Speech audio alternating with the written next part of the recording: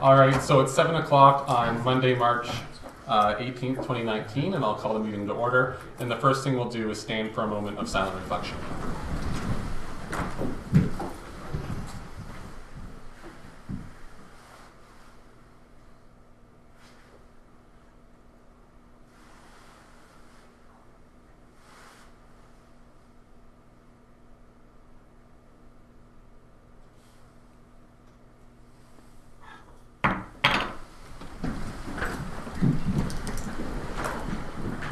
Is there any declaration of pecuniary interest or general nature thereof? Councillor McKinnon? Yes, I have an interest in Z03 2019, the Denning rezoning, and I filed my written conflict with the clerk. Okay. And I have two. The first one is on item, the application, consent application B06 2019, and that is my sister that is putting that application forward, as well as the first item in the closed session, which is in regards to the Napier Women's Institute, and my wife is the secretary-treasurer of that organization. Okay, moving on our agenda, the first item there is our minutes from March 4th, 2019, as well as the March 6th budget meeting for approval. Moved by Councillor McKinnon and seconded by Councillor Brody. All those in favor? Opposed, and that's carried. Okay, we have a large number of delegations and time events. So at 7:05 we have the public meetings for applications Z03 2019 and Z04 2019. And then at 7:30 we have our committee of adjustment for applications A02, 03, 04, and 05 and 06. And that's at 7:30. So we'll move into our correspondence. And the first section there is the upcoming conferences, seminars, and meetings. And as you know, on March 26th, there's the Fire Essentials Workshop in Warwick. The number of councillors attending that. And then for Wednesday, March 27th, 2019 at 10 a.m., we have our Community Hub and second draft budget meeting. And then our next regular meeting is April 1st. And then our Emergency Management Program Committee is Tuesday, April 10th. Also to note is our first item in correspondence is the Teeny Tiny Summit, and it's on April 10th, 2019 in Thorndale, and I would recommend attending if you can. I attended it, I think it was 2 or 3 years ago in Brook Ellison, and it's a really good summit to attend.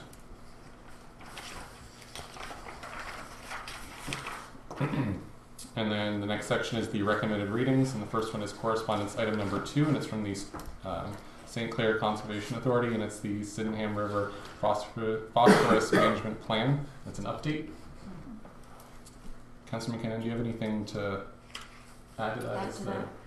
It's been well attended, and I think a lot of the farmers are appreciating the input that they're able to put into it. So I can see it being a busy committee.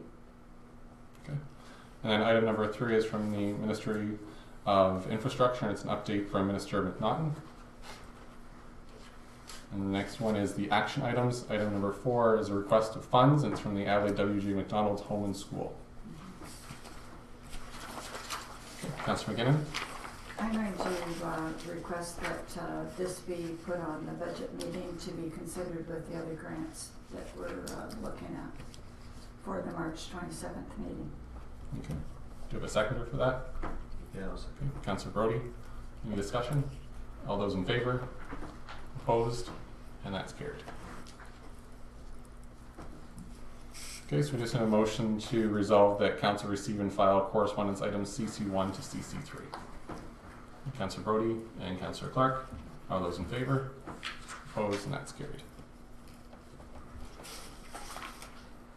I think we still enough time to get to the 7:05 portion of our meeting. So we need a motion to resolve that the public meetings here, zoning bylaw amendment application Z03 2019 and Z04 2019 be opened at 7:05. Okay, Councillor Clark and Councillor Brody, all those in favor? Opposed? And that's carried.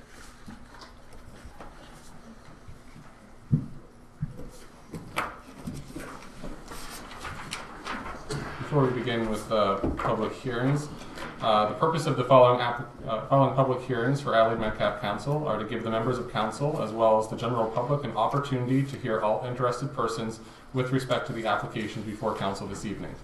The public is advised that the comments expressed and the written material presented are a matter of public record available for full disclosure.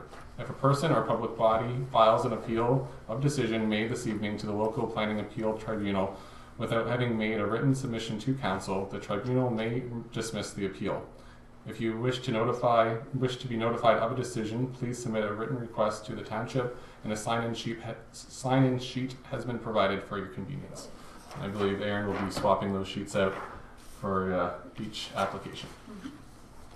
So the first one we have in front of us is application Z03 2019, and that's for Dennings. And I believe we also have either George Sinker, or I don't see him here, but we have somebody else from Learners. Come forward.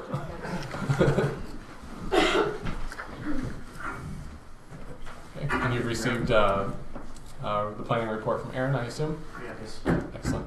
Aaron, would you like to go through the report? Sure. The first application before council this evening is for Z03 2019. The purpose of the subject application is to rezone the subject lands from general agriculture to hamlet residential to recognize the future residential use of the subject lands. The application will fulfill a condition of application for consent B03 2019 that conditionally severed a 0.32 hectare lot from a 0.62 hectare vacant property within the hamlet of Cairnglen. Both the severed lot and the lot to be retained are proposed to be rezoned to hamlet residential to facilitate the creation of 2 residential dwellings.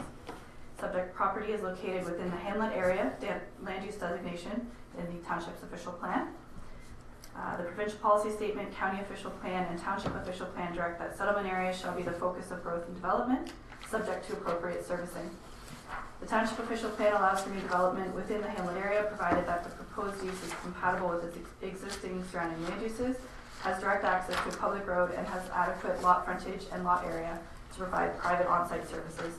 Planning staff note that the applicant has provided preliminary servicing information and building envelopes as part of the submission package. Planning staff are satisfied that the proposed rezoning is appropriate as the lots meet the minimum zoning requirements under the HR zone, and approval of the application will bring the subject lands into conformity with the official plan. An implementing bylaw has been drafted for council's consideration this evening, and as per the requirements of the Planning Act, the application was circulated to agencies, departments, and surrounding landowners. To date, no comments or concerns have been received. With that being said, staff's recommendation is that the application for zoning bylaw amendment Z03 2019 be approved, and further that council proceed with the first and second reading of the implementing bylaw, with the final reading to be provided once a deposited reference plan has been received by the township. Okay. Thank you, Aaron. Would you like to add anything to the planning application? Mayor, we have nothing further to add other than that we're here to answer any questions that you council may have for us. Excellent, thank you. Is there anyone in the gallery wishing to speak to this application? Seeing none, any questions or comments from council? No. Okay, perfect. So what we're going to do is we have another application before us, and then we'll close the public meeting, and then we'll have the motion to approve. Thank you very much, Mayor. Okay, thank you.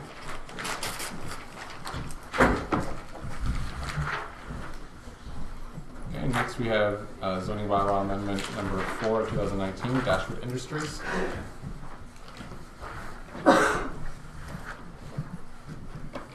Welcome. Welcome back. Aaron, would you like to go through the report after you wet your whistle? Thank you, Worship. Next application, Z04 2019, is for 28648 Center Road. Applicant is Dashwood Industries. Agents are Jay McGuffin and Hannah from Monteith Brown.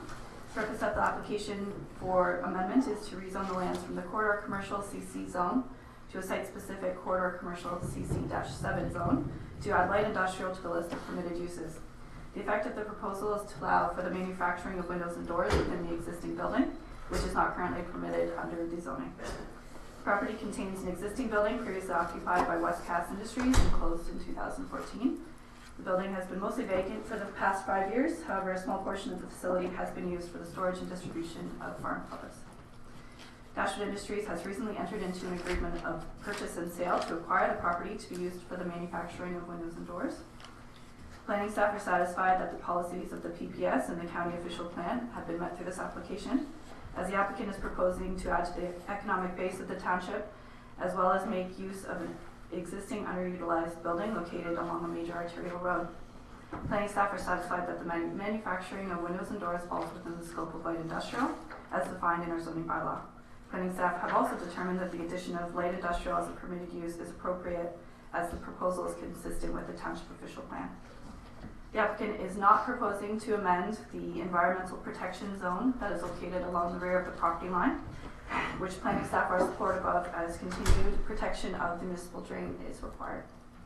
An implementing bylaw has been drafted for council's consideration, and as per the Planning Act requirements, the application has been circulated.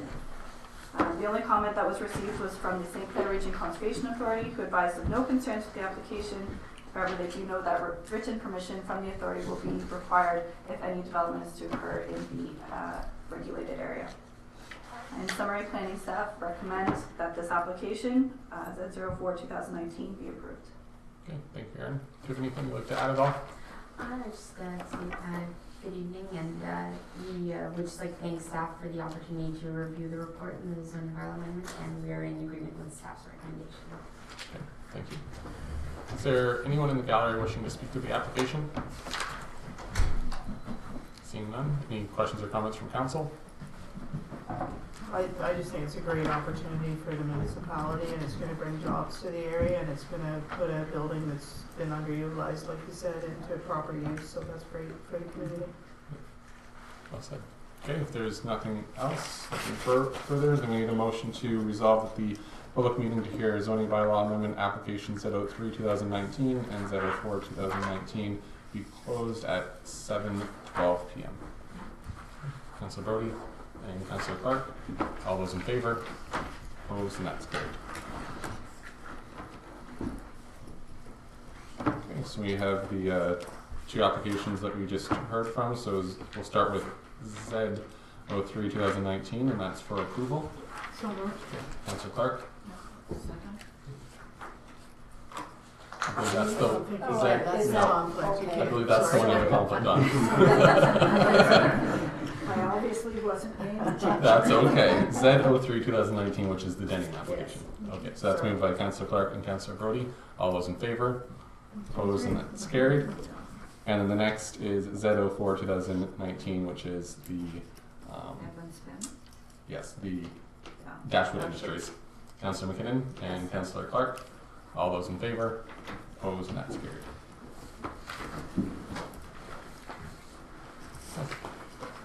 You can sneak out if you Yeah. want. You don't have to sneak. Okay, thank you. Yeah. We have a few minutes to fill in. We have a few minutes to fill in for, I hope not, for the committee of adjustment. Close it. Okay, so since we have to fill in some time, we'll move into our staff reports. And the first one is from our Public Works Manager, Jeff Lowe. Good evening, Mr. Mayor. Tonight I have two reports. The first one is an information report. Basically, it's a continuation of the MPO started in 2017, reviewing the overpasses along the 402. 2018 they did school, and 2019 we're moving on to seed. And this report is just to allow council to understand that seed, the MPO will be closing the overpass on seed from April 1st to August 23rd, as long as there's no other delays. But basically there's no financial impact to the township. They've already erected signs informing the closure's coming.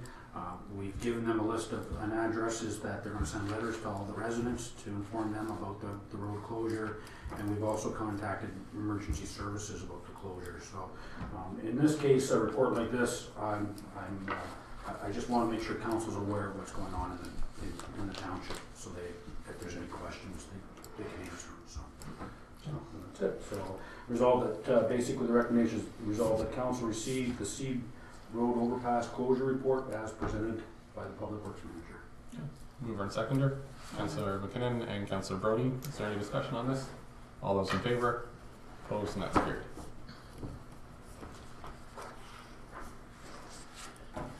Okay, the second report is I titled Pre-Budget Approval for Tendering.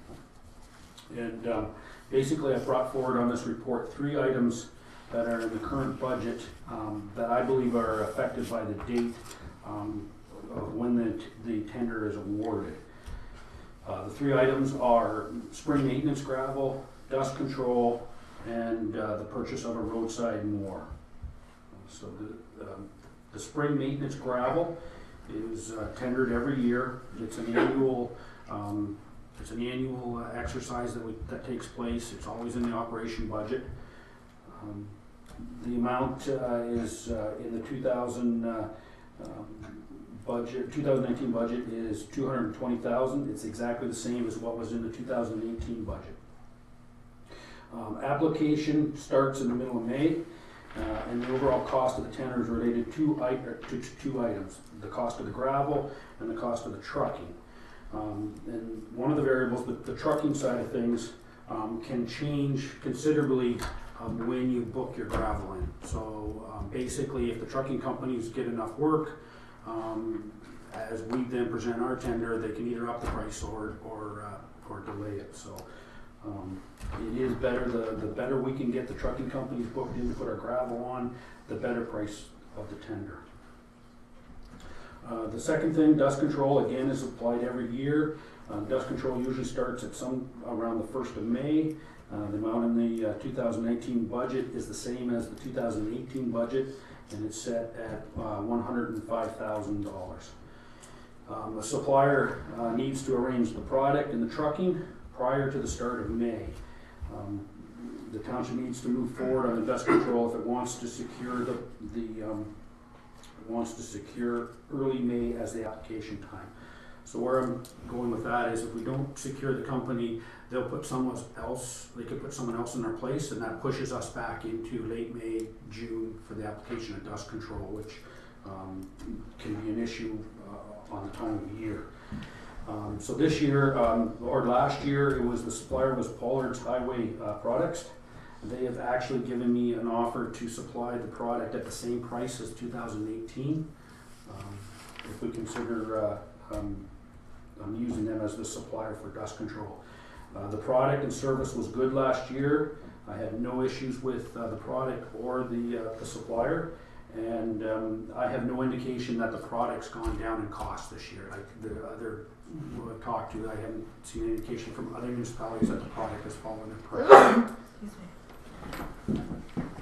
The third item is the capital equipment budget, is the replacement of the roadside mower. The cost of the mower is budgeted at $17,000. The first cutting takes place in early June, and the current mower needs a little bit of work just to get it up and going. The gearbox is leaking, and a couple of disc bearings need to be replaced. I estimate the repairs anywhere. I keep it low at 1,000, but it could go all the way up to 5,000 to run into more repairs if we have to use this more for our cutting in June. So I'm just being proactive, and if we can move forward with more, we can save money on repairs for the first cut. So these are the 3 items. The financial impact, I believe it's not an exact figure, but the concerns for maintenance gravel and dust control could be anywhere from $10,000 to $20,000 range. Could cost more. The financial impact of not replacing the mower before June, again, the repair estimates would be about $1,000, and that could go up throughout the cut in June if we have any more. So my recommendation that council approve the pre-budget approval tender report as presented by myself. Resolve that council direct staff to tender spring maintenance gravel in advance of the final budget approval and the results be incorporated into the 2019 budget. Third, resolve that council approve an award of the 2019 dust control contract to Pollard's Highway Products based on the product extension offer of $50 per cubic meter plus HST as recommended by myself. Resolve that, and fourthly, that resolve that council direct staff to tender for the roadside mower in advance of final budget approval and that the results be incorporated in the 2019 budget. And just one thing I would point out that this report is asking permission to go ahead with the tendering. It would the tenders will still be coming to council for award. So this isn't asking that you will still have the direct decision to award the tenders. Okay. Councillor Brody? I just got a question with this. This seems very late to me, being almost April 1st. Like, I noticed the dust control report, or the quote was in November. Yeah. They give us this on November 1st. Yeah. Like, this is almost April. So did they reach out to you? Mr. Mayor, yes, they Okay. reached out to me. A lot of budgets start to get set in November, December with going forward to council in January. But obviously, that's not happening here at this point. So, but yes, Mr. Mayor, it would be these three, or not these three items, the two items, the maintenance gravel and the dust control are something that should be done as soon as possible in the year. Yeah. If you could say January 1st, that would be the ideal time at sending out these tenders. I think we've talked, and Mr. Mayor, that we're in agreement that next year we would like to probably get this going. And the reason I'm bringing this report forward is I've got real concern that if we get into April and we don't have the budget set, we could have some issues with these three items. So. Yeah, well, just one more comment, Mr. Mayor. Just, I know with the equipment side, like, if they don't order this stuff ahead of time, it takes time. Like, Yeah. all of a sudden we could miss the season almost. I mean, it's really getting a little late. Councillor Clark? How many hours are on the mower? Oh, Just You're curious. asking I don't know me. what the lifespan is. Yeah, it's supposed the one that was previous, I believe, was 2013. And Oh, it goes by year, not it goes, hours? no, yeah, Oh, on the okay. mower itself. I mean, I could sit down and figure out how many hours it takes to do a cut. It's twice a year, but it's basically 6 years. It's starting at 6 year coming up. So,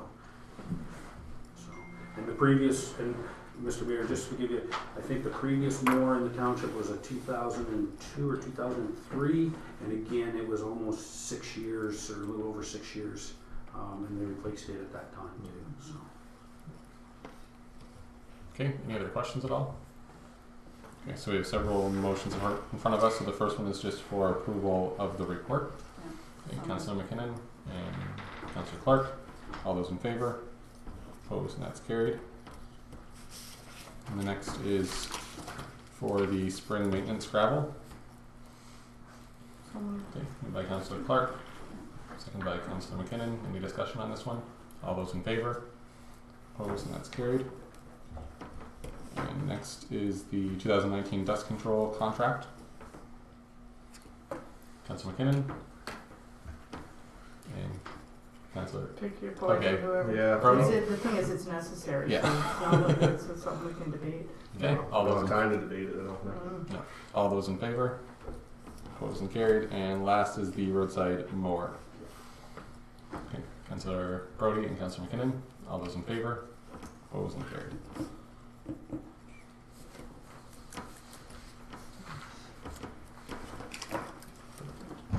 Okay, is there anything else, Jeff? That's it for. Okay, any questions at all for Jeff in the Public Works Department? Put the hot light on budget day. Okay, moving on to our next report, which is our clerk's report. Jennifer. Thanks, Mayor Smith. This report in front of council tonight is regarding the smoking and vaporizing bylaw. This is the second update brought to council. It received first and second reading at the last council meeting. And since then, I've sent it off to the Ministry of Attorney General for review prior to the third and final reading. While the intent of the bylaw stayed the same, there were minor changes to the bylaw as recommended by the ministry, and it was basically just wordsmithing. When it comes to the schedule fee, there's certain words that they like to see and how it's worded throughout the schedule of fees and how it relates to the bylaw. So there's no changes to the financial impact as previously stated. And my recommendation to council is that council give first, second, third, and final readings to the smoking bylaw as amended as recommended by the ministry. Okay. Mover and seconder for the recommendation, Councillor Brody and Councillor McKinnon. Is there any further discussion on this bylaw? All those in favor? Opposed and carried. Thank you, Jennifer. Thank you. We will move into our CAO Treasurer's Report. Yeah. Thank you, Mayor Smith. The first item is the invoice payment approval for the period March 1st, 2019 to March 14th, 2019 in the amount of $90,417.23. Is there any questions on the accounts? Councillor Clark? So, the Galloway, Fred Galloway for that, so I'm assuming it was for the salary survey? Correct. So wasn't he engaged last year? Like, Yes. wasn't that paid last year? His invoice didn't come in until this year, Okay. so it's set up as a payable for 2018. So it's been pulled back to 2018.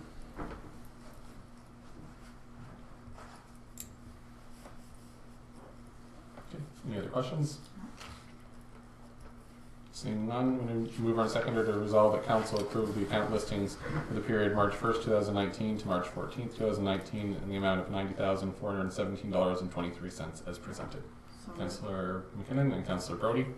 All those in favor? Opposed and carried.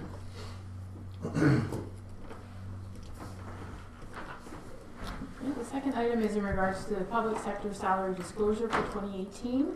The Public Sector Salary Disclosure Act, the PSSD, was passed in 1996. It made it mandatory for municipalities and other public sector entities to disclose information on those employees who are paid a salary of $100,000 or more.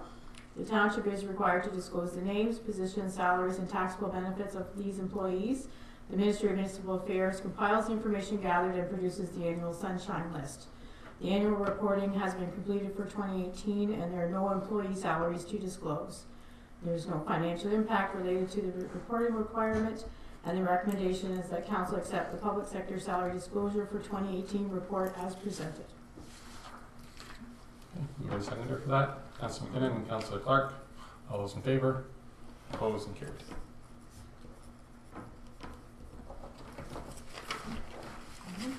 Sure. The next report is the Statement of Council Remuneration for 2018. Section 284(1) of the Municipal Act 2001 as amended requires the treasurer to provide to the council of the municipality an itemized statement on remuneration expenses paid in the previous year to each member of council on or before March 31st. The statement of remuneration is posted on the township website and in the township administration office. Attached to the report is the 2018 Statement of Council Remuneration and Expenses as authorized by Township Adelaide Metcalfe Bylaw Number 5, 2015, and as per Section 284(1) of the Municipal Act 2001. There is no financial impact related to the reporting requirement, and the recommendation is that Council accept the Statement of Council Remuneration 2018 report as presented by the CAO Treasurer. Mover and seconder for the report, Councillor McKinnon and Councillor Brody. Is there any questions or comments? it is what it is, it's already happened. Okay. All those in favor? Opposed and carried. What's the next one? We'll wait on that one. Okay. Okay, so it's almost 7:30, so we're going to jump back and do the committee of adjustment.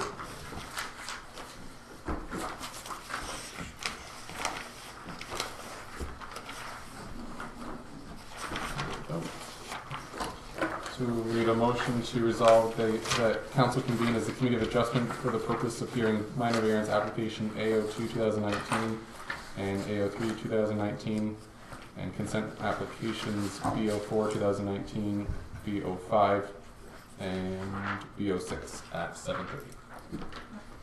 Councillor McKinnon and Councillor Brody, all those in favor? Opposed, and that's carried.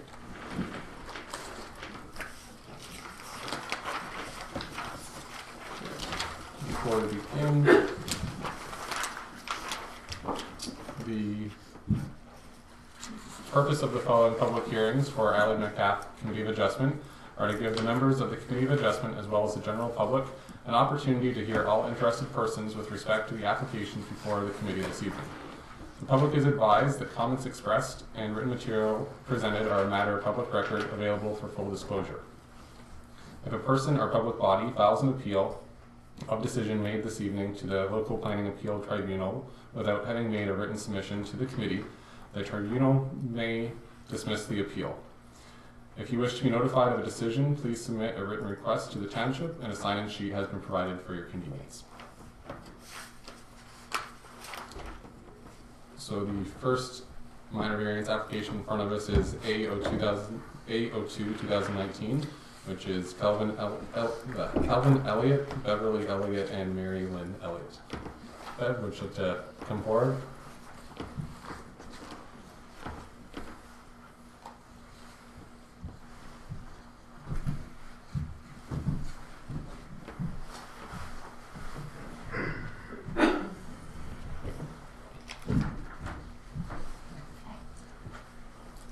I'm assuming you've received the planning application from Aaron? Yep. Perfect. Aaron, would you like to go through the report? Sure. I just wanted to make a quick statement first. So if you notice on your table, there's a slightly different location map than what was supplied initially. Bev brought it to my attention today that the orientation of the proposed building is actually incorrect. So I've revised the map to reflect what the actual building location will be. And I don't believe that it has any sort of, doesn't change my recommendation, doesn't make too much bearing on the application itself, but I did want to bring it to your attention that it is actually different. So the purpose of application for minor variance A02-2019 is to seek relief from the Adelaide Metcalfe zoning bylaw as it relates to the maximum height and location requirements for an accessory building. Specifically, the applicant is requesting the following: permission for the construction of an accessory building with a maximum height of 5.79 meters or 19 feet from grade to peak, whereas the maximum building height for an accessory building is 5 meters or 16.4 feet according to our zoning bylaw. The applicant is also requesting permission for the construction of an accessory building in the front yard of the subject property, whereas an accessory building may only be located in the rear or side yard according to our zoning bylaw. The applicant is requesting that relief be granted in order to permit the construction of an accessory building or a detached garage in the front yard due to the fact that the rear yard is regulated by the St. Clair Region Conservation Authority and development opportunities are limited in this area. The applicant has advised that the increased height of the proposed accessory building is required to accommodate storage of a recreational vehicle. The subject property is approximately 0.9 hectares or 2.23 acres in size, and contains a single detached dwelling, a detached garage, which was built last year, 2 garden sheds, and is serviced by private well and septic. Section 45 of the Planning Act allows the municipality to grant minor variance according to the 4 tests. The first test being is the variance considered minor in nature. Although the accessory building will be located closer to the front lot line than the main dwelling, it will be oriented in such a way that it will not be visible from 2nd Street, and there will be a significant buffer between the structure itself and adjacent properties. The proposed height of the accessory building is approximately 0.79 meters greater than what is currently permitted, which is considered in this case to be nominal and is not expected to have or to increase the usability of the building beyond what would be reasonably considered an accessory to a residential use. The second test is the variance desirable for the appropriate use of the land. The surrounding land uses are predominantly residential, and as several neighboring properties have large accessory buildings, this building would not be out of character for the area. Does the variance maintain the general intent and purpose of the official plan? The proposed variance would maintain the existing residential use of the land, so the OP would be maintained in this case. Does the variance maintain the general intent and purpose of the zoning bylaw? The intent of restricting height for accessory buildings is to ensure that they remain subordinate to the main use of the property, which is residential. It's the opinion of planning staff that the size and usability of the proposed accessory building would not be unreasonable for such a large residential lot. The proposed accessory structure will be at a reduced height than the main dwelling and therefore will remain visually subordinate. The intent of prohibiting accessory buildings in the front yard is to ensure appropriate screening and to provide sufficient separation between the buildings and the street line. Within the UR zone of the zoning bylaw, a minimum front yard depth of 6 meters is required, whereas the applicant is proposing approximately 75 meters. And planning staff do not expect any negative impacts to surrounding land. So planning staff is satisfied that the 4 tests have been met. The application was circulated as per the Planning Act. The Township's chief building official requested that the proposed building be located far enough from the lot line so the final grading slopes away from the building without adversely affecting the neighboring property, and that eave troughs be installed on the accessory structure to direct water away from the property line. No other concerns or comments have been received, and so it's staff's recommendation that the application A02-2019 be granted, subject to the following condition: that the subject accessory building include eaves troughs along the lengths of the building's fascia. I wrote the word, but I can't say it. And the related downspout be directed away from any neighboring property to the satisfaction of the township's chief building official. Okay, thank you, Aaron. Bev, do you have anything like to add to the planning report? Excellent. Is there anyone in the gallery wishing to speak to the application? Seeing none. Is there any member of the Committee of Adjustment have any questions or comments? Okay, so we have the recommendation in front of us for approval with the one condition. Okay, moved by Councillor Clark, seconded by Councillor McKinnon. All those in favor? Opposed, and that's carried. There you go. Yeah.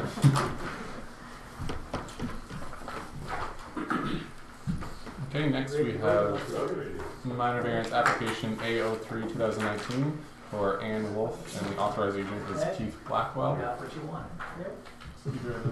I don't see them. Okay. Were you expecting that one here? Okay. Aaron, would you like to go through the report? Sure. So the next report before council this evening is for A03-2019 or 14 Brogas Court. The owner is Ann Wolf and her agent is Keith Blackwell. The purpose of this application is to seek relief from the zoning bylaw as it relates to the maximum height requirement for an accessory building. Specifically, the applicant is requesting permission for the construction of an accessory building with a maximum height of 8 meters or 26.25 feet from grade to peak, whereas the maximum building height for an accessory building is 5 meters or 16.4 feet according to our zoning bylaw. The applicant is requesting that the relief be granted to permit the construction of an accessory building in the rear yard of the subject property. The applicant has advised that the increased height of the proposed accessory building is required to accommodate a 2-story personal workshop and studio. The subject lands are currently vacant, and the applicant has advised that the intention is to build a residential dwelling at the same time as this accessory building. So we go through the 4 tests of minor variance. As a variance minor in nature, the proposed accessory building will not exceed the height of the proposed dwelling, which is 10 meters, thus ensuring it remains visually subordinate. Further, given the fact that the property slopes downwards from the front property line to the rear, the shop will be at a lower grade than the main dwelling, minimizing the effect of the accessory building's height at the street line. In addition, the subject lands are 0.32 hectares in size and are considered to be a large residential property. The applicants have proposed to set the accessory building a significant distance from the front lot line, ensuring the mass of the building will not be imposing on adjacent properties. The next test is the variance desirable for the appropriate use of land. Although the proposed accessory building would exceed the height requirements by 3 meters, it would be comparable to existing accessory buildings located in the residential area to the south, as well as the Buttery Creek subdivision to the east. The proposed accessory structure would also not be visible from 2nd Street, as there are 2 properties acting as visual buffers, including significant tree coverage at 565 2nd Street. The houses along 2nd Street are 1 story, however they do have very tall pitched roofs as well, which will minimize the effect of the, essentially eliminating the fact that you can see the accessory building from 2nd Street. Further, the proposed accessory building exceeds other zoning requirements in order to accommodate the larger mass. For example, the required rear yard setback and side yard setback being 1 meter, and the front yard setback is 6 meters. And as you can see in the location map, it's set back quite a considerable distance from that. Considering these, planning staff are satisfied that the variance is an appropriate use of the land. Quickly through the official plan, it's maintaining the existing residential use of the land, therefore conforming to the official plan. Does the variance maintain the general intent and purpose of the zoning bylaw, restricting the accessory building height, again, to keep it visually subordinate to the main dwelling. Again, it is 2 meters shorter than the proposed dwelling. As well, it meets all other zoning requirements in the UR zone. And it is the opinion of planning staff that the size and usability of the accessory building would not be unreasonable for a large residential lot such as this. So I am satisfied that all 4 of the tests have been met. And we've circulated the application as per the Planning Act requirements. Township Chief Building Official, same comment as the previous application, that eaves troughs be installed and that the final grading slope away from the building and away from the adjacent property. So to direct water away from the lot lines. We also received comment from St. Clair Region Conservation Authority. They indicated no concerns. However, they wanted to indicate that they had previously provided a letter to the applicants regarding the location of the proposed structure and determined that no further permission will be required from them. So in summary, planning staff recommend that the application A03-2019 be granted, subject to the following conditions. That the subject accessory building include eaves troughs along the lengths of the building's fascia, and that the related downspout be directed away from any neighboring property to the satisfaction of the chief building official. Okay, thank you, Aaron. Is there anyone in the gallery wishing to speak to this application? Seeing none. Any questions or comments from the Committee of Adjustment? Councillor Clark? Is it your understanding that it's for personal use? Mr. Blackwell is a professional photographer, so was he going to be conducting business out of this and it's more for commercial venture, or are you satisfied it's just for personal use? Through your minute to Councillor Clark. It was my understanding that, and he did talk about the fact that he is a photographer. What we sort of went through was to what extent he was going to be using the studio, and it was my understanding that it would be kept basically for personal use, and if we kind of went through the requirements of home occupation as well, and it fit within the criteria, and I was satisfied that it could be considered a home occupation in the space that he is allotting. Perfect, thank you. Is there any other questions? Okay, seeing none, the recommendation is for approval with the one condition. Okay, Councillor McKinnon and Councillor Clark, all those in favor? Opposed, and that's carried.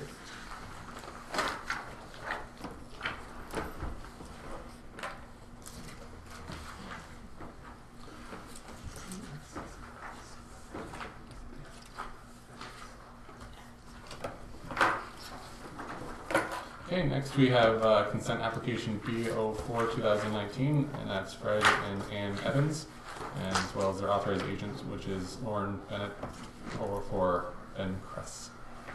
Perfect.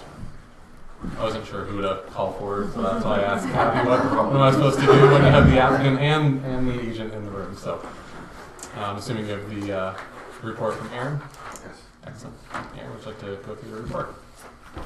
Mr. Mayor, so the next application is for 1472 Cuddy Drive, owned again by Fred and Ann Evans, with the authorized agent of Lauren Benedict for Bencrest Farms.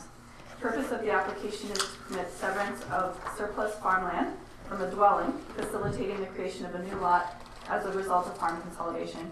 So this will essentially be what we consider a reverse surplus farm dwelling severance.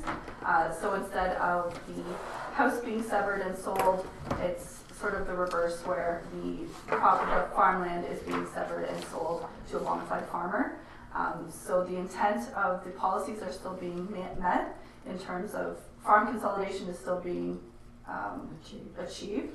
And we do have a purchase or a purchase of sale. Mm-hmm. Yep. So we know that it is in fact going to be sold to Lauren Benedict. So in that way, the policies in my eyes are still being met.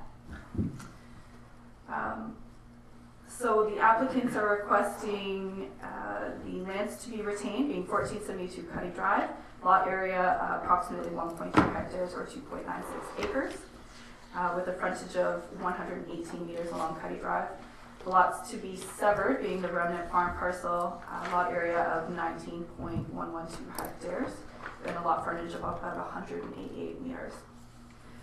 Planning staff note that the applicants have revised their proposal to allow the remnant farm parcel to retain the current field access along the eastern property line in order to satisfy a condition of consent. So the applicants originally requested the lot to go all the way to the neighboring eastern property line. However, they indicated that they were interested in pursuing an easement so that Warren would still be able to use the existing farm driveway. And rather than going through another consent application, another fee, we determined that this would be ideal in terms of allowing him to still retain access to his farm parcel, and thereby satisfying a condition of consent, which is that both the severed and retained need to have individual accesses from Cuddy Drive. The lands proposed to be retained contain an existing single detached dwelling constructed in 1992, a barn currently used to stable horses, a drive shed, and a utility shed. The dwelling is privately serviced, and it contains individual access onto Cuddy Drive. The lands proposed to be severed, being the remnant farm parcel, are largely in agricultural production. With the amendment to the application, the lands proposed to be retained, again, will have separate access off of Cuddy Drive through the existing farm driveway. The provincial policy statement, County of Middlesex official plan, and Township of Adelaide Metcalfe official plan generally permit log creation in agricultural areas to dispose of surplus dwellings. Planning staff are satisfied that farm consolidation will in fact be achieved, as the applicant has provided an agreement of purchase and sale between the owner and the agent, being Bencrest Farms.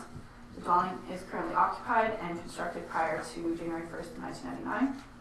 The applicant has requested that the existing barn, drive shed, and utility shed be retained on the, with the dwelling, and planning staff have advised the applicant that the livestock will be required to be removed from the property and the barn decommissioned for livestock use. This is to include the removal of the horse stalls, and the applicant has advised that this is agreeable. The township's chief building official requires that the accessory buildings be inspected by a qualified professional to confirm structural soundness, as well that a change of use permit will be required for the barn that is currently being used to stable horses, simply to make it so it's not a livestock barn anymore, it's to be used for storage purposes only. Planning staff advised that if the consent application is granted, that the lands to be severed will require a zone change to prohibit new residential lands, as well as, residential uses on the lands, as well as the lands to be retained will require a zone change to recognize the residential use of the property and prohibit any future agricultural uses. Planning staff are satisfied that the policy criteria for severance of surplus farm dwellings have been met or can be appropriately addressed through conditions of consent. As per the requirements of the Planning Act, the application was circulated to the prescribed agencies. Township's chief building official gave us a list of conditions that need to be met. The usual standard ones of demonstrating that there's potable water,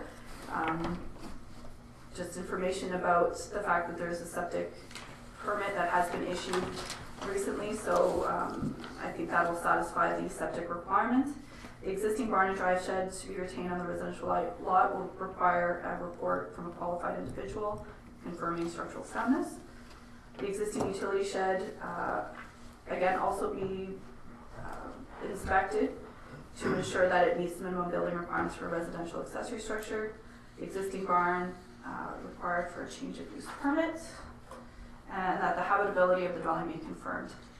The township's drainage superintendent indicated that drains are affected by the severance, and revised schedules of assessment will be required. And in summary, planning staff recommend that application for consent B04-2019 be granted subject to the conditions here. So I will go through these, just the first report, and then I'll make reference to them briefly in the next. So that condition number 1, that the certificate of consent be given within 1 year of the notice of decision. Number 2, that the applicant solicitor submits an undertaking in a form satisfactory to the Secretary Treasurer to register an electronic transfer of title. Number 3, that the lands to be conveyed be transferred to Bencrest Farms to ensure consolidation with their farming operation. Number 4, that any outstanding property taxes be paid in full. Number 5, that a preliminary survey showing the lands being severed, any required land dedication and the location of all buildings and structures be submitted prior to depositing at the land registry office. Number 6, that 2 paper copies and 1 digital copy of this reference plan be submitted to the township. Number 7, that the zoning bylaw amendment be in full force and effect. Number 8, that the existing accessory buildings be inspected by a qualified professional to the satisfaction of the township. Number 9, that a change of use permit be issued for the barn on the retained lands. Number 10, that unless replaced, the existing septic system be inspected by a qualified septic installer and a report be provided to the township. Number 11, that the habitability of the single detached dwelling be confirmed. Number 12, that an adequate or potable water supply be demonstrated to exist. Number 13, that drain assessment schedules be revised in accordance with the Drainage Act. Number 14, that independent accesses to the land to be severed and retained be provided. And finally, number 15, that the owner enter into a severance agreement with the township in order to advise future owners of normal farm practices occurring in the area.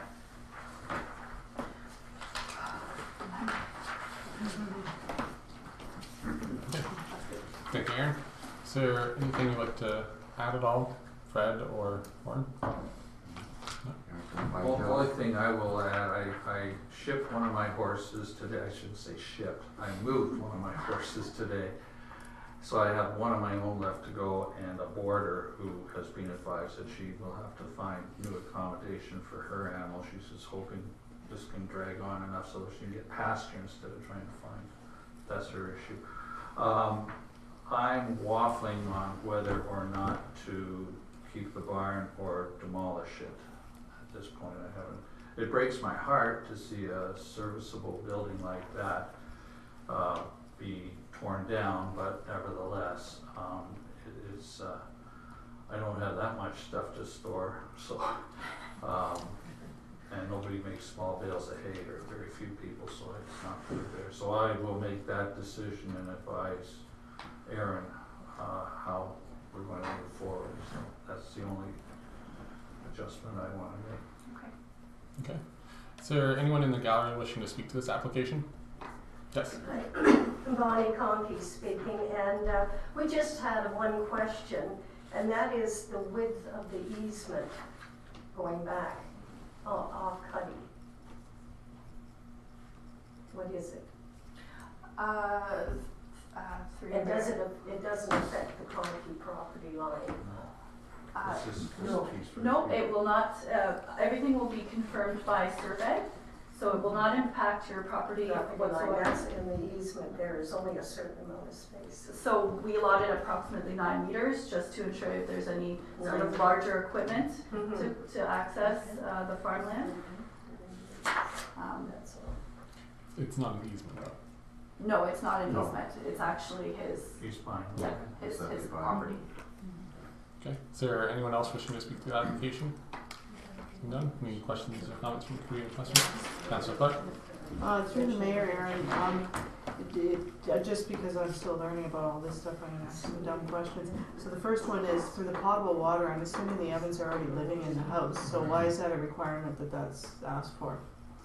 Through your mayor to Councillor Clark, it's a standard requirement just to ensure that we're not creating lots that don't have that potable water. And so in this instance, absolutely, they're living there. It's potable, but there are certainly circumstances where we're severing large older homes that have a well that may not have been in service, or we don't know the quality of what's coming out of there. So just to cover off and to ensure that we're creating lots that are serviceable, it's just a standard requirement. And it's something simple as we have water testing kits that they can do at home and just take into Strathroy to the health unit, and have it tested there. So it's nothing too onerous on them. It's just to ensure that we're not creating lots that aren't serviceable. Okay. And then my second is more a comment than a question. Is I realize we have to respect the official plan, but I think it's very unfortunate and, I guess that's the best word I can come up with, unfortunate that we're requesting people decommission, use good buildings, barns, and putting restrictions with respect to 1 or 2 ponies. I just think it's ridiculous, and I just want to go on record as saying that. And I'd like to see some kind of change to that going forward. I don't know what we have to do that, but that's all I have to say. Anyway. Thank you. Councillor Brody? Mr. Mayor, I attest to what Sue's saying.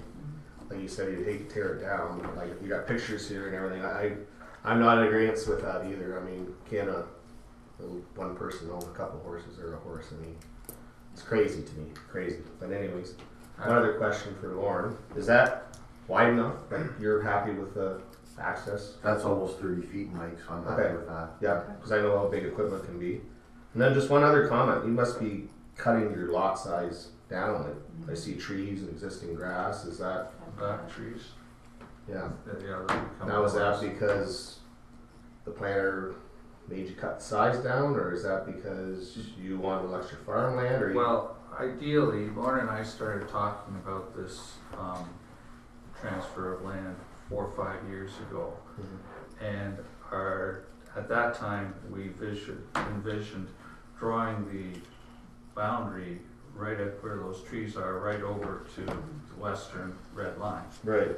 Which would have given Lauren roughly 40 acres, and I would have retained 10, which had some agricultural land at the front, and that made us happy.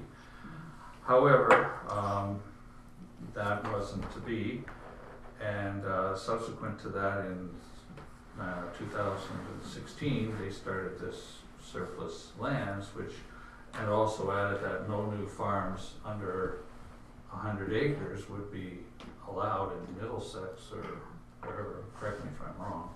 But so we fell into this category we're in today, and we weren't going to be. If you drive by the road, you're never going to know that anything changed until Lauren cuts the trees down. But it's going to be the same agricultural land is still in production tomorrow as was last year. So yeah, we're accommodating ourselves to what the government of the day 3 years ago established as this will be the rules. So yeah. Councillor Kinnan? Just a comment. I agree with Councillor Brody, and when I looked at the key map, I thought what a nice break that was between the agriculture land and the new lot, that it was a good buffer to have those trees and that there, but that's too bad. And that northern boundary of our lot takes in the well, which is at the northwest corner. Right on the corner there. Yeah, so that's how we decided where to draw the line. That's good. Perfect. Aaron, did you want to comment on something with the agricultural buildings, or what was that? So I My just phony comment? so it's not necessarily the policies of the township's official plan or the county's official plan. This is all direction that comes down from the province. So the provincial planning statement, provincial policy statement, sorry, gives a lot of direction to agricultural areas and really restricts what we can do in terms of consents in the agricultural area. So the policies that we're putting forward, I don't disagree that it's a shame that livestock are not permitted on these lands, but there's clear direction that says these are to be residential lots. They're not to be used for small-scale agriculture. And if that's the intention, then they don't fit into the criteria. So in order to actually make this go forward and to ensure that they conform, it's a requirement of the province. And to adhere to the PPS. Yeah, I'm just thinking if there's some, like, it's not maybe for discussion tonight, but some way there would be to give it a different classification within an official plan to allow for that. Again, through your mayor to Councillor Clark, We're very restricted. There's essentially 3 different ways that you can sever agricultural land. The first being if you have 200 acres, it can go 100 and 100. You can make that split. You can do a surplus farm dwelling severance and again adhere very closely to the residential criteria that they outline. Or there's small allotments for lot boundary adjustments. So say you wanted to expand your home, however there's a property line directly next to you, we could do a small lot boundary amendment to give them, the neighbor can give you a little bit of land in order to increase your property. And then there's, if you want to do a agriculturally related commercial or industrial use, there's policies that allow for the severance of those as well. So we're quite limited in what we can do as of right now through the PPS, but who knows with the government change what will come forward. Councillor Brody? That's right. So both parties are happy, like, Yes. I have no problem with it. Okay, any other comments? Okay. So Councillor McKinnon is moving the application consent PO 4/2019 for approval with the 15 conditions. Okay. All 15. Just making sure. Okay. Second by Councillor Clark. All those in favor? Opposed? And that's carried. Okay. Thank you. Thank you. I'm sure we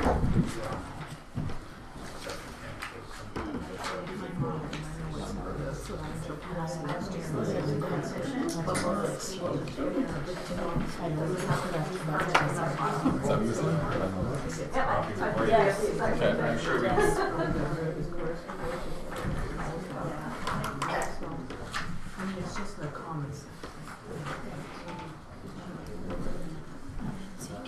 Okay. Next on our agenda is consent application BO5/2019, which is Lamarck's Farms Limited and Carolyn Hendricks at 30229 Central Road. You know, I wasn't sure. I tried. I asked, you know. So I wasn't sure what to say. Anyways. Excellent. I'm assuming you've received a planning report, Aaron? Excellent.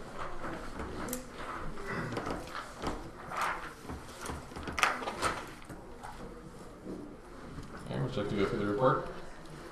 Thank you, Mr. Mayor. So the next report, B05/2019 for 30229 Center Road, Limericks Farms and Carrie Lynn Hendricks. The purpose of application B05/2019 is to permit the severance of a residence from a farm parcel, facilitating the creation of a new lot to dispose of a residence surplus to a farming operation. The proposal also seeks to establish a permanent easement over the land to be retained, in favor of the lands to be severed for access to an existing private water well. The subject property is approximately 25 hectares in size and is located on the south side of Center Road between school and, oh goodness, Robotham? Aaron and I are really doing good words today. Oh, robot ham is what I want to call it. So the lands to be retained will have an approximate frontage of 565 meters along Center Road and a lot area of 24.68 hectares. The lands to be severed being the surplus dwelling, 56 meters in frontage and 0.32 hectares in size. The lands proposed to be severed contain an existing detached dwelling and detached garage, single detached dwelling and detached garage. The dwelling is privately serviced with an individual septic system and well, and it's noted that the location of the existing well is located on the lands proposed to be retained, and as such the applicants have requested the access easement to allow for continued use of the well. The land proposed to be severed include an existing access onto Center Road. The remnant farm parcel being the lands retained are largely in agricultural production and appear to have access off of Center Road as well. So again, the PPS, County Official Plan and Adelaide Metcalfe Official Plan permit lot creation in agricultural areas to dispose of surplus dwellings subject to evaluation criteria. Planning staff are satisfied that farm consolidation has been achieved. The dwelling is currently occupied and constructed prior to January 1st of 1999. Planning staff advised that if the consent application is granted, the lands to be severed will require a zone change to prohibit new residential uses, and the lands to be severed will require a zone change to limit permitted uses on the lands. Planning staff are satisfied that the criteria for severance of the surplus farm dwelling have been met or can be appropriately addressed through conditions of consent. It is the opinion of planning staff that the establishment of the access easement to facilitate access to the existing water well is appropriate, as it prevents any land being removed from agricultural production. The application was circulated as per the requirements of the Planning Act. Township's chief building official advised of the standard requirements, proof of adequate potable water supply. The township has a use permit on file for the septic system, whether it was recently replaced or they have some sort of inspection evaluation as well. So that will be able to satisfy the requirement for septic inspection on the conditions. Finally, the dwelling appears to be habitable and is currently occupied.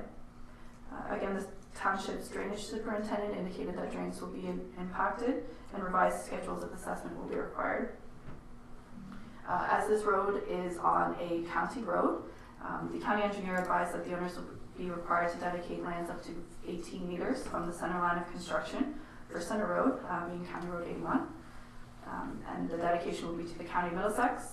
And since they revised their policies in November of last year, it's not only across the frontage of the severed lands, it is now across the severed and retained as well. And that's just taking into consideration if it's not already to that width. It'll be confirmed through survey, so they may not have to actually dedicate any lands at all. The dwelling appears to be habitable and is currently occupied. In summary, planning staff recommend that application B05-2019 be granted subject to conditions. And I won't go through the standard conditions, but I will mention ones that are individual for this application. Number 4 being that the applicant establish a permanent easement over the lands to be retained in favor of the lands to be severed to facilitate access to the existing private water well.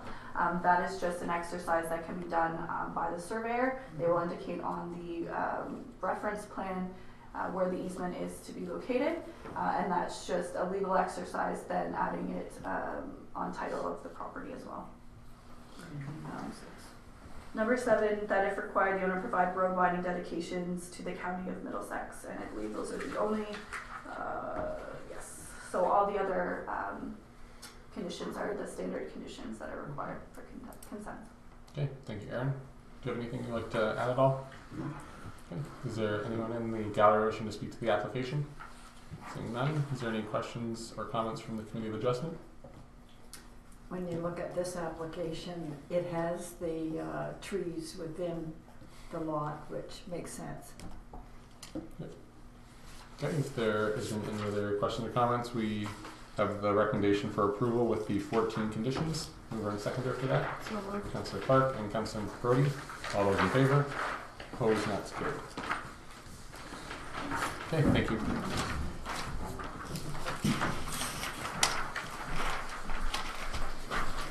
Okay, next is application B06-2019, which is Patrick and Stephanie Sanders at 5333 Calvert Drive.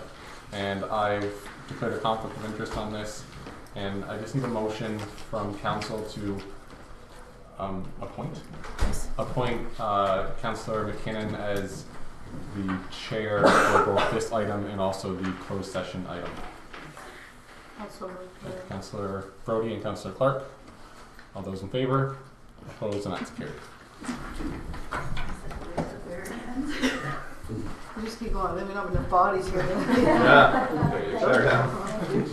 All right. So we'll turn it over to you, Erin, to go through the application with the applicants here. Thank you.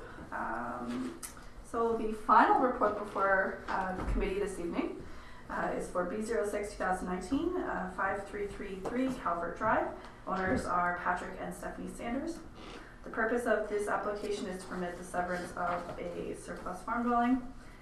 The property is approximately 20.16 hectares, or 49.81 acres in size. Extends along the south side of Calvert Drive between Thames Road and Mayfair Road. So what the applicants have proposed for the lands to be retained being the remnant farm parcel, approximately 215 meters of frontage along Calvert Drive, the lot area being 19.53 hectares, with the lands to be severed, lot frontage of approximately 90 meters, and the lot area of 0.405 hectares. So the lands proposed to be severed contain an existing detached dwelling, 2 drive sheds and a garden shed. The dwelling is privately serviced with individual septic and well, and the lands to be proposed to be retained include an existing access onto Calvert Drive. The lands proposed to be retained, being the remnant farm parcel, are largely in agricultural production and contain 2 barns and a concrete silo. The lands proposed to be retained appear to have individual access from Calvert Drive. So again, what we've gone through in the previous applications, the PPS, county official plan, and township official plan permit lot creation for the disposal of surplus dwellings. Planning staff are satisfied that farm consolidation has been achieved and the dwelling is currently occupied and was constructed prior to January 1st, 1999. The applicant has requested that 2 drive sheds and the garden shed be retained with the dwelling. The township's chief building official requires that the accessory buildings be inspected by a qualified professional to confirm structural soundness. The chief building official also recommends that the 2 barns located on the retained lands be demolished, as they do not appear structurally sound, nor do they meet the MDS separation formula if the dwelling is severed onto a separate lot. Further, the chief building official requires that the concrete silo be demolished and debris removed from the site. Planning staff advised that if the consent application is granted, that the lands to be severed require a zone change, as well as the lands to be retained. The provincial policy statement, again, as I sort of went through earlier, directs that lot creation may be permitted for a resident surplus to a farming operation, provided that the new lot is limited to a minimum size needed to accommodate the use of the dwelling and appropriate private on-site services. And so it's in order to stay consistent with the PPS, that's why I come forward with recommendations for smaller lot sizes. Planning staff recommend that the proposed lot frontage be reduced to 52 meters and the lot layout be revised to reflect the flag-shaped pattern as indicated on key map 3. This is to ensure that crop production and land that's currently in production is not taken out of production to be severed with the dwelling. It can remain in production. The required reduction to the width of the lot would result in a lot area of approximately 0.39 hectares in size. So with this reduction, planning staff would be satisfied that the criteria for severance of a surplus farm dwelling can be met or can be appropriately addressed through the conditions of consent. As per the requirements of the Planning Act, the application was circulated to the chief building official with the standard conditions, potable water. There's no record of approval or use permit in the property files, so he is requiring that the septic system be inspected and the report be provided to the township to ensure that the septic system is working to a minimum standard.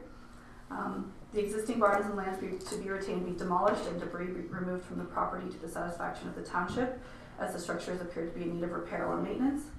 If the barns are given permission to remain, a change of use permit will be required to prohibit any livestock. The concrete silo will be demolished and debris removed. Again, the accessory buildings be reviewed with a report being provided to the township and the habitability of the dwelling be confirmed. The drainage superintendent indicated there are drains affected, so revised schedules will be required. And the county engineer, again, it's on a county road, so it's a slightly less of a higher volume of road. So instead of the 18 meters, he's requiring land dedication up to 15 meters from the center line of construction. And again, that's across the severed and retained parcels. So in summary, planning staff recommend that the application for consent B06-2019 be granted subject to conditions. And I'll just go quickly through conditions that are individual to this application. Number 4, road widening dedication to the County of Middlesex. Number 5, that the applicant revise the area of the lot to be severed to be approximately 0.39 hectares with a frontage of approximately 52 meters. Number 9, that the existing accessory buildings be inspected. And number 10, that the barns on the retained land be demolished. And number 11, that the concrete silo on the retained lands be demolished and be removed from the property to the satisfaction of the township. Is there anyone in the gallery wishing to speak to the application? Given the gallery shrunk and stuff. Everybody left. Any questions from council? I guess just a couple comments from us on the difference between what Aaron had proposed and what we put in. So that extra land that's on the side there is a municipal drain right in the corner there. So to put a laneway or to get equipment through and in that spot isn't really the nicest area. And there's an old barn foundation. Yeah. So prior to us getting that land, that was actually all used as pasture grounds. So we worked it up, but we keep pulling up chunks of the foundation. Mm-hmm. So it's not the greatest farmland to begin with. So really for us to lose that acreage is not a big deal for us. It's kind of a bit of an awkward, weird shape for equipment anyways. So. Councillor Clark. So how are you going to access the farm? So our laneway is actually further down, up the road the other way. Yeah. There's a laneway down there. All equipment comes in the laneway. So the laneway would actually sit down. Here. Oh, there is one down. There's a laneway down Yeah, here. There's an Yeah. existing laneway there. So because, yeah, I didn't think there was one here. No, Oh, that's okay. where the drain is. That's what I thought, yeah. And they just redid that drain. So the drain's at the front? Yes, there is a municipal drain right You're there that looking they at the just property, redid. right, the lot, on the line fence, right, like that. Yes. Yeah. It's an open graded municipal drain right in the ditch. Okay. Yeah, so you're not gonna have access there, but you're gonna have wide enough access around, correct? Mm-hmm. Like that's Yeah. probably, The laneway that's that gotta we be a have. couple hundred feet to the fence line to that. But it's down Oh, here, no, Mike. they They have a laneway way down Calvary. Yeah, no, but I'm talking, like, once this barn's all cleaned up and silo, you got lots of access to come around and farm this. Right? True, it's not fantastic farmland, again, in that narrow little strip between, How wide's that strip? 50 feet, It was down 50 feet. maybe 75. And when we tear down the barns and that too, like we're gonna have to bringing up, like there's a whole concrete slab back there. Yeah, I had the So- same, went through the same thing. Mm-hmm. And we just figured just to keep the land like a square shape was, you know, more appealing than. Where's the well on the property? Close to the house? Or? So the- Right in the backyard. Yeah. Oh, okay.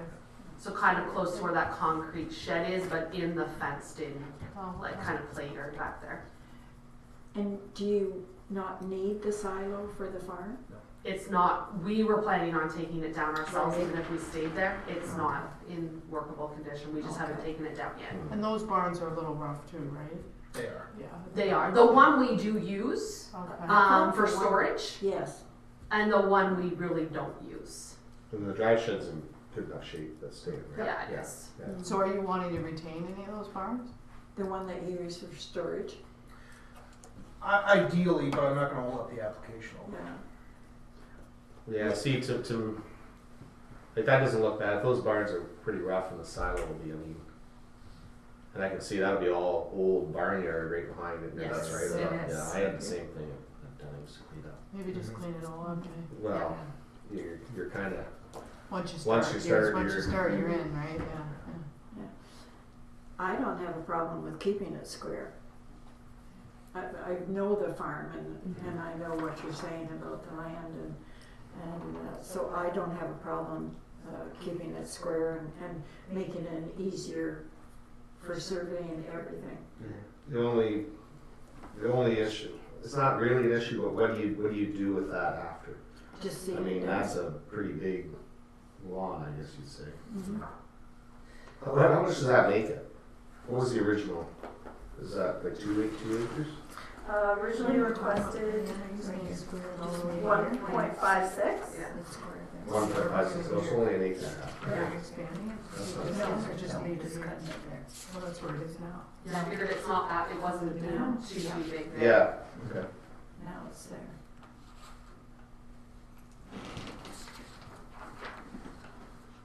Like there is an old barn foundation buried in. There is. Over to here. Down deep in there, Just yeah. go. If you take a deeper quicker there, it brings us. It brings it up. They can see. But it's been worked over. Like I mean, that's gonna go root and you're not gonna find it. Yeah, I guess I don't have a problem with. I like the idea. I just know, like I know the barns are old. I mean, you're not really gonna save them. So that, to me, that does need to be cleaned up here, and you guys are all for that. So yeah. Yeah. So are you for the revised application or for the squared off lot? Well, if the revised, if the squared off lot can be approved, I mean, I'm not against it. Wait, We did the can- planner speak to that? She's making it consistent with what she's always recommended, keeping the agriculture land as much as you can save and keep the residential section as small as you can. And that's your job. But I don't have a problem squaring it off. And I'm okay leaving it as that because this is agricultural and the other ones when we do give a, we say whatever, it's because there's trees and all kinds of stuff going on there, so. It doesn't matter to me either way. I'll move that we allow the application to go forward as applied for squared. Yeah, I got no problem with that. All those in favor of the motion? Any opposed? Motion's carried.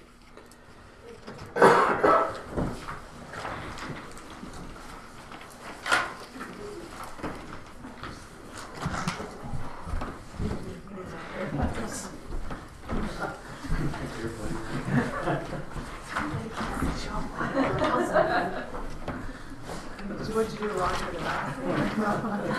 Oh, there she is. Oh, I can see her. Very good.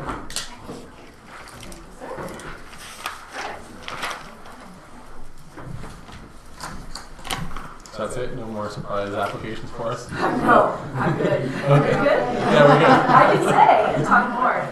No, that's okay. Thanks. Okay, so we need a motion to resolve the committee of adjustment be closed at 8:22 p.m. and council will reconvene in regular session. Do we not need her for this? Mover and seconder, Councilor Brody and Councilor McKinnon. All those in favor? Motion carried. Okay, thank you. Thanks, Aaron. Thanks, Aaron. Good night.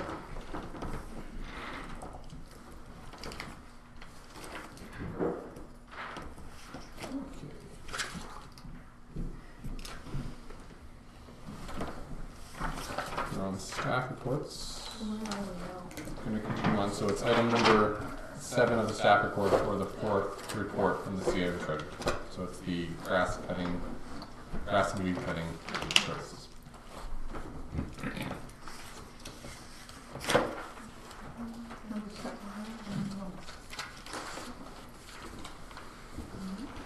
So the tenders and quotes for the grass weed cutting services closed on Thursday, March the 14th at noon. A report on the results was prepared and circulated to council. A copy of the results was circulated by email as well. It's been on your desk tonight. So you have the results, and we're just looking for direction from council in regards to what firm you would like to hire for the 2019-2020 grass and weed cutting services. Okay, Councilor Brody? Just so a couple comments. Looking back at the last time we tendered, I noticed Muller's was the lowest at the time. Yes. Was there maybe just a reason why they were not? I'm not a lowest guy price. I just Were they the was there- lowest last time as well? They were They the were the lowest lowest last time. time as well. Yeah. The option was to go with the groundskeepers that we had previous. Is this all? So that's not anything against. No. No, it's Muller, like nothing, no one- no, nothing against him. We've Okay, I never just had wondered. him, Okay. Muller's I don't know who they groundskeeping. even are, so. They've never, been the grass cutters for the township, so Okay. there's no, issues with the record or anything. Councillor McKinnon? Do they, have they provided reference, or will you ask them for? We would ask for references, yes. Yeah. Councillor Clark? So is this all care, is that all season, or that's all care? It's all care No, tree it's- service. It's different. Yeah, Yes. that person called me actually, bought a tree company, he started cutting grass a couple years ago. He knows, the welder in Adelaide, Cares? No. Carrera. Yeah, no, he attended at the office and picked up a copy of the tender and went on his way to do the Yeah. investigation that was recommended. So just a comment that I've kind of just did a math, like, I know Pavey did a fantastic job always, but I think he just got cutting more than needed. Because even that, so if you take the difference from Mahler's to him, it's $390 a time. That's right. So at a minimum of say 30 cuts, you're $12,000 more. And that's if we don't have to get into say cutting costs. Extra cuts, yeah, which you may at some point. Yeah, so Where are this Mallards, where are they out of? Park Hill. So I think I'm just figuring out logistically to be able to get here to do something. And the all care tree is, you said they're local? they're Park Hill. Strathroy. Or they're Strathroy? Yeah, well, I think both. Davies out. Yeah, we can only go by what they submit as their address Yeah. for their business, And so Pavey is, Alvin. I just don't want someone from Goderich tendering. I mean, No, it doesn't make exactly. sense, right? I just clarify. Councillor McKinnon, you had your hand up? I just wondered if Moliners had visited each site, or they had just looked at the map and sort of decided how much time would be involved per cut. That is their job to do the investigation. Yeah. We provide the maps and we provide the location and we give them direction if requested, so. Yeah. Just one last, I guess my only concern is if we don't get somebody that can come enough, because it is a per cut basis, so. You know, as long as they could say comfortably, yeah, we can cut it twice a week if we need, you know, if it's really grown. But we put a height restraint in, right? Height So restriction is there? we should be covered if, he's not doing a good job. Given the basically. criteria, so. So, I'll make a motion that Moliners be given the opportunity to cut the grass, provided their references are confirmed. Okay, seconder? yeah, I'll second. Okay, Councillor Brody?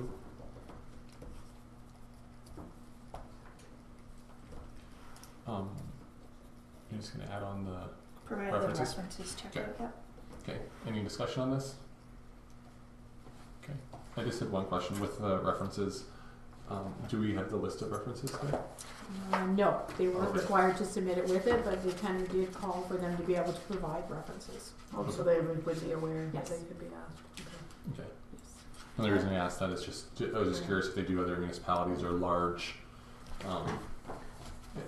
And just, sorry, Sue, just clarification too, that they have workers' compensation. It's in the tender, they have to They provide to that, provide yes. all that. okay, so there's no more discussion. All those in favor? Opposed? And that's carried. We hope for an improvement.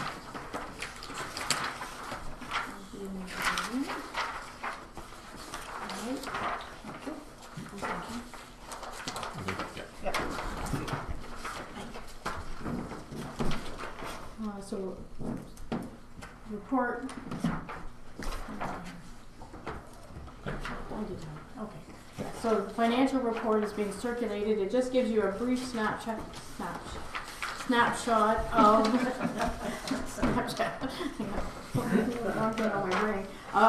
tax collection from January 1st to date, and as well as the payroll report for the months of January and February.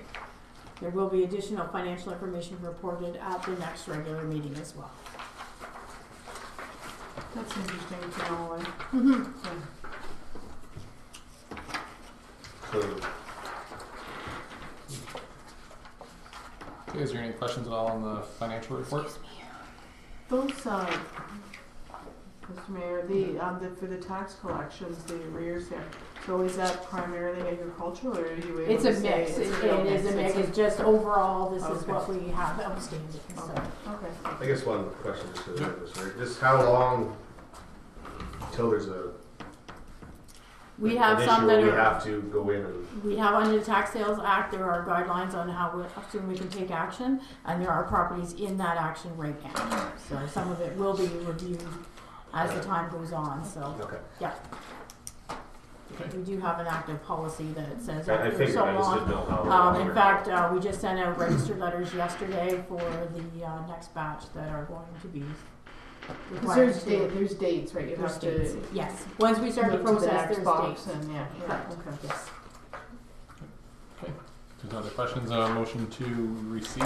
Yeah, Accept. receive the financial reporting, including the January and February payroll report.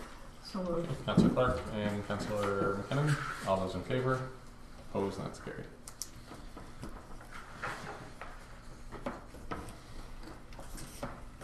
Okay. So next is our closed session. Sorry? Unless you wanted to do other business first. Sure, we can do other business Yeah. first. In case there's something that involves, Jennifer first maybe? Yeah, because then you could head out. That's true. Okay, is there anything for other business at all? Jennifer mentioned to me under the other business that we were looking for a motion to have a closed session set for April 1st. Well, yeah, April 1st or April 15th. April 1st, Deputy Mayor Hendricks is in here. Kathy will speak more to this, but in pertaining when we go into closed session tonight, there's a possibility, a good possibility that we'll be looking to go back into closed session at the next council meeting or April 15th. At either date, council can choose whether to start earlier to go into closed session, or if you want to do what we're doing now and just go later into. I would say, why don't we do it early, and if there really isn't much, we could decide just to kick it back if Marion isn't here, but if it's something really important and you wait another month, I mean. Yep. It kind of makes Yep. sense to me, I guess. She'll be back at the April 15th council meeting, so we can wait Okay. till then if you like. So we'll just wait until the next Yeah. meeting to set it then? Yeah. Okay. Okay, is there anything else for other business? Seeing none, we need a motion then to go into closed session. Result that council and the CO treasurer and the clerk move to closed session pursuant to section 239(2)(b), C, D, and F of the Municipal Act for those purposes at 8:32 p.m. Okay, Councillor McKinnon and Councillor Brody, all those in favor? Opposed? And that's carried. Okay, so we just ended our closed session at 9:30, and we just had a couple items for the Rise and report. Thanks, Mayor Smith. So one will be resolve that council convene in closed session on Wednesday, March 27, 2019 at 12:30 p.m. to review the wage and salary grid revisions. And the other motion I have is resolve that council direct staff as directed or as discussed in closed session. Do that as one motion. We'll do two separate. Okay, we'll do the first one, which is the wage and salary grid. Okay, second by Councillor Clark and second by Councillor McKinnon.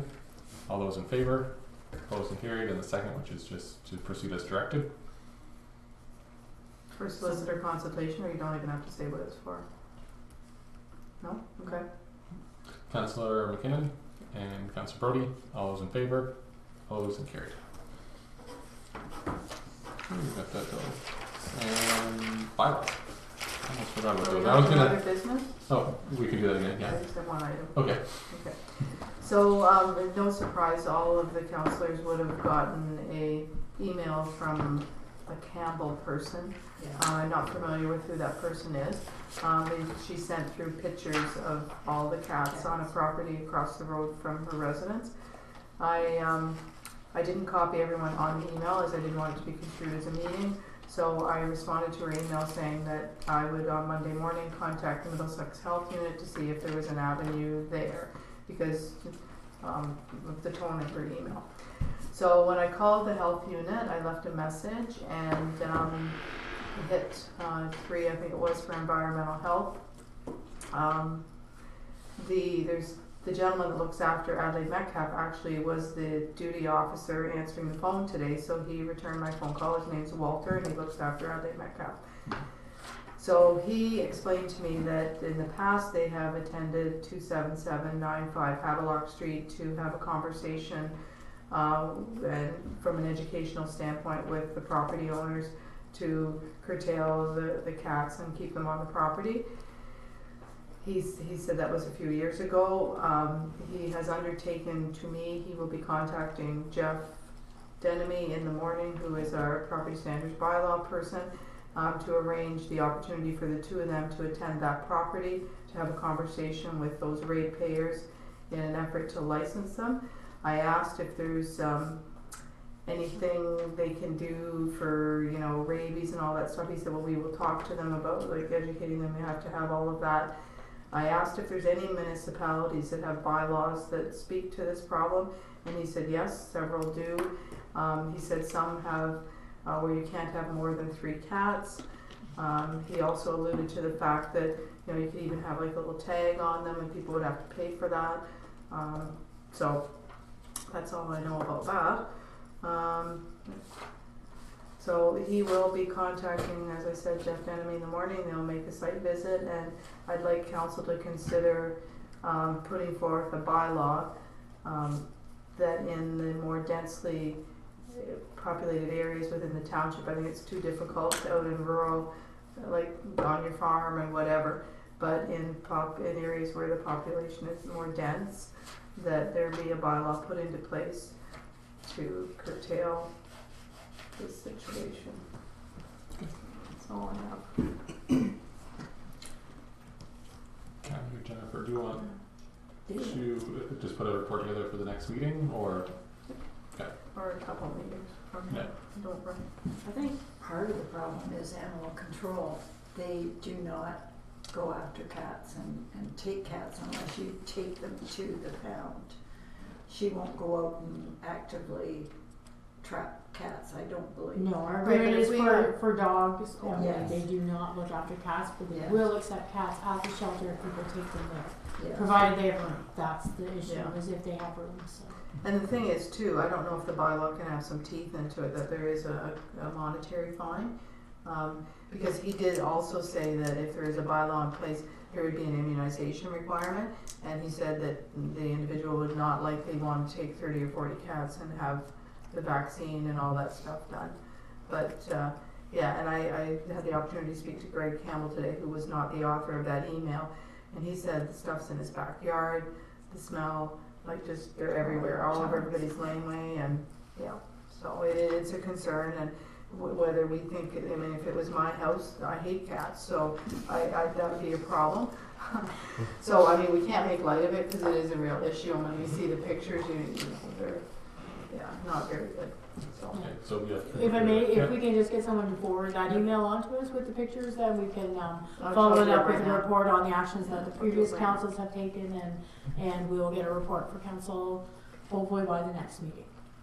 Perfect. Okay, and just so you know, Councillor Clark, I was the one that contacted the health unit a couple of years ago. Oh, were you? So, Okay. Yeah. Kathy, I'm forwarding this to you. Just Thank you. you. Okay. Okay. Is there anything else for other business? Seeing none, we have a number of bylaws. The first one is resolved that the first and second reading be given to bylaw number 29 of 2019, the zoning bylaw amendment application Z03 2019 Dennings, and that the mayor and clerk be authorized to sign the bylaw. That's the first one, the first and second reading. Yeah, it has to be, or either, sorry, it can't be Councillor Clark. So, Councillor Clark, Councillor Brody, all those in favor? Sorry, I stepped out mentally. Opposed and carried. And then resolved that all 3 readings be given to bylaw number 20 of 2019, smoking and vaporizing bylaw, bylaw number 30 of 2019, zoning bylaw amendment, or is it 04 2019, Dashwood Industries, bylaw number 31 of 2019, SCRCA agreement memorandum of understanding, and bylaw number 32 of 2019, confirmed council proceedings, and that the bylaws be signed by the mayor and clerk, and the corporate seal be attached. So moved. Okay, Councillor McKinnon, seconded by Councillor Brody. All those in favor? Opposed, and that's carried. And a motion to adjourn at 9:38. Councillor Clark and Councillor Brody. All those in favor? Opposed? And that's carried.